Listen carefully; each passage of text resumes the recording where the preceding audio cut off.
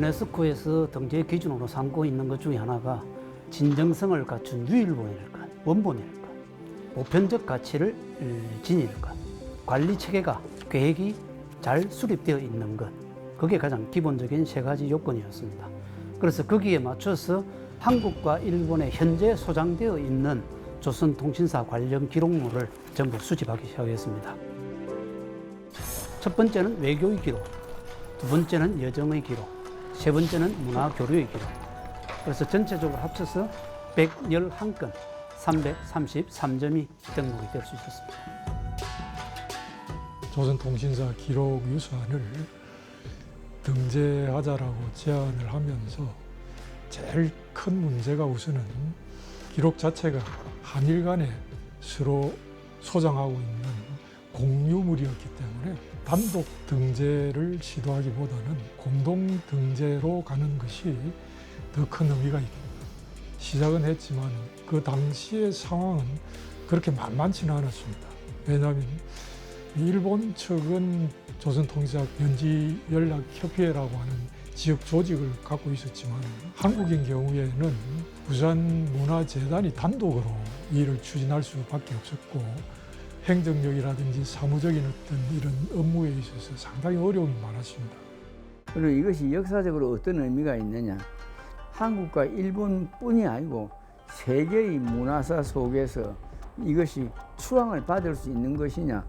이 가치에 대해서 서로 그쪽 학자들하고 이쪽 학자들하고 논의를 합니다. 한참 일을 시작할 때는 한 달에 한 번씩 감정의 차별이 없도록 하기 위해서 부산에서 한 번, 일본 후쿠오카에서 한 번, 한국에 오면 한국 사람들이 한국 거 주장하고 일본을 가면 일본 거 주장하지 않도록 하기 위해서 그래 세심하게 신경을 썼었죠. 총장님 말씀에 이제 조금 부언을 드리자면 아까 용어 같은 경우가 이제 첫 번째가 인베이전이라고 하는데 그 침략이라고 하는 거. 일본 측 첫 그 단어는 뭐냐면 출병이었습니다. 출병은 그야말로 군대를 파견하다는 뜻입니다. 이건 어떻게 보면 선의적으로 파견할 수도 있는 부분이 되어버리니까 상당히 큰 문제죠. 저희들은 받아들일 수가 없습니다. 그래서 저희들은 출병은 절대 안 된다. 침략으로 해야 된다. 근데 어쨌든 결국은 침략으로 결정이 됐습니다. 근데 이게 그 당시에 이게 가능했던 거는 한국과 일본 측을 대표하는 학자들이 만났기 때문에 우리는 양심껏 최선을 다하자. 그래서 결과적으로 아까 같은 어려운 점이 상당히 많이 있었지만 가능하게 된 거죠.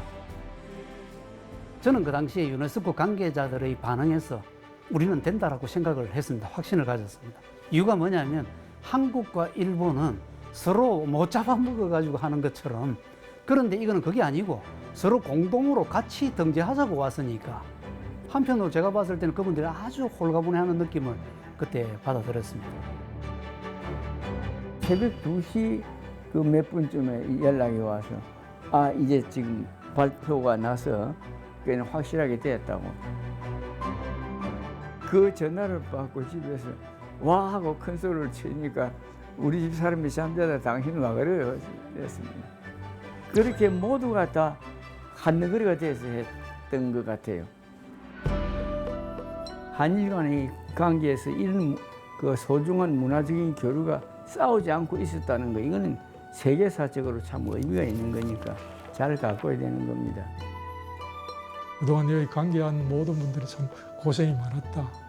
그래서 이걸 앞으로 잘 시민들에게, 국민들에게 또 세계적인 유산으로 잘 갖고 가야 되겠다.